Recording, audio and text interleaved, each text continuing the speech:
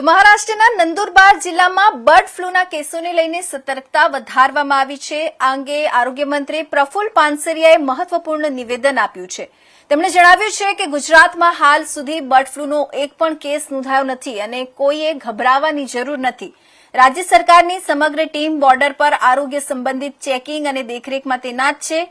H5N1 વાયરસને ફેલાતો અટકાવવા માટે બોર્ડરથી 10 કિલોમીટર દૂર સુધીના વિસ્તારોમાં ખાસ સર્વેલન્સ હાથ ધરવામાં આવ્યું છે। ઉપરાંત રાજ્યના તમામ પોલ્ટ્રી ફાર્મ પર સઘન ચેકિંગ કરવામાં આવી રહ્યું છે।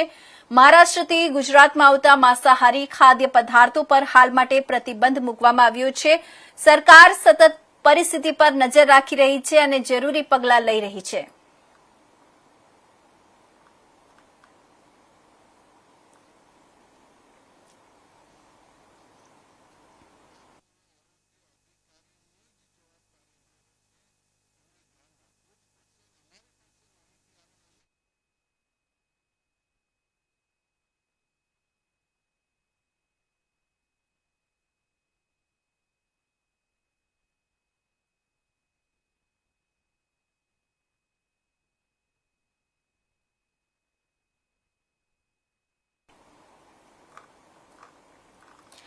સુરતમાંથી મોટા સમાચાર સામે આવ્યા છે। ખોડલધામ ટ્રસ્ટ દ્વારા શહેરમાં ભવ્ય મંદિર અને સંકુલનું નિર્માણ કરવામાં આવનાર છે। આ અંગે ટ્રસ્ટના ચેરમેન નરેશ પટેલ દ્વારા પ્રેસ કોન્ફરન્સ યોજાઈ હતી। સુરતમાં લેઉવા પટેલ સમાજની લાંબા સમયથી માંગ હતી કે શહેરમાં ખોડલધામ સંકુલ ઊભું કરવામાં આવે, જેને ધ્યાનમાં રાખીને અંત્રોલી વિસ્તારમાં જમીનનું અધિગ્રહણ કરવામાં આવ્યું છે।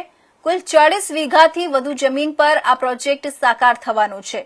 ટ્રસ્ટ દ્વારા આપવામાં આવતી સેવાઓ હવે સુરતમાં પણ ઉપલબ્ધ થશે, જેમાં આરોગ્ય, શિક્ષણ અને સમાધાન પંચ જેવી સેવાઓનો સમાવેશ થાય છે। નવરાત્રી આસપાસ ભૂમિપૂજન કરવામાં આવશે અને ત્યારબાદ સંકુલના નિર્માણની કામગીરી શરૂ થશે। આ મુદ્દે મુકેશ પટેલે જણાવ્યું કે તેમને આ બાબતે માહિતી સોશિયલ મીડિયામાંથી મળી હતી। તેમણે ઉમેર્યું કે જો 2 સંકુલ બને તો લોકો માટે વધુ સુવિધા ઉપલબ્ધ થશે અને આ સકારાત્મક બાબત છે।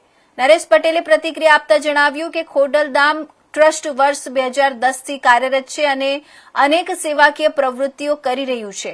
મુકેશ પટેલ તેમના મિત્ર છે અને જરૂર પડશે ત્યારે બેઠક પણ કરવામાં આવશે। ખોડલધામના 4 ઝોન છે।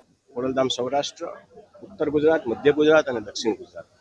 દક્ષિણ ગુજરાત માટે તૈયારીઓ ઘણા ટાઈમથી અમે કોશિશ કરી રહ્યા હતા, પણ સમયની વાત છે તો સમય માટે ગઈકાલે 42 વીઘા જેટલી જમીન સંપાદન થઈ છે। સાથે સાથે વધુ જગ્યા મળે એની પણ કોશિશ અત્યારે અહીંના લોકલ ટ્રસ્ટીઓ દ્વારા કરવામાં આવી રહી છે।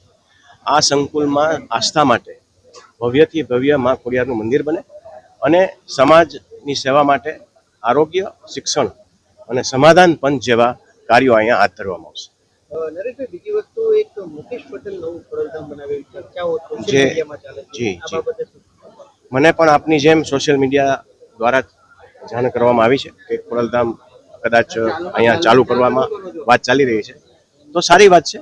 કદાચ 2 સંકુલ બને તો લોકો વધારે ફાયદો થશે। કદાચ 2 ભાગલા પાડવાનું આ વાત હું નથી માનતો આ ભાગલા પડતા હોય। જેટલી સંસ્થાઓ થાય એટલી સારી જ વાત છે કે વધારેમાં વધારે લોકો લાભ લે।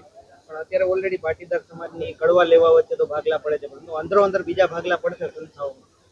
હું બિલકુલ આપની વાતમાં સહમત નથી। હું એવું જ માનું છું કે જેટલી સંસ્થાઓ વધે એટલું કાર્ય થાય, એટલી સેવાઓ થાય। તો મુકેશભાઈ કદાચ તમારી સાથે કેમ નથી બનાવતા? જાહેરાત ચાલે છે 2010માં રજીસ્ટર્ડ થયેલું ખોડલધામ ટ્રસ્ટ કાગવડ છે। આજે 2026 છે, ત્યારે 2010થી લઈને આટલા પ્રકલ્પો અને આટલી સેવામાં ખોડલધામ ટ્રસ્ટ ચાલી રહી હોય તો આ સવાલ કદાચ આપે મુકેશભાઈને પૂછવો જોઈએ। એમની સાથે આપ કોઈ બેઠક કરશો? બિલકુલ, જ્યારે મુકેશભાઈ અમારા મિત્ર જ છે, જ્યારે જરૂર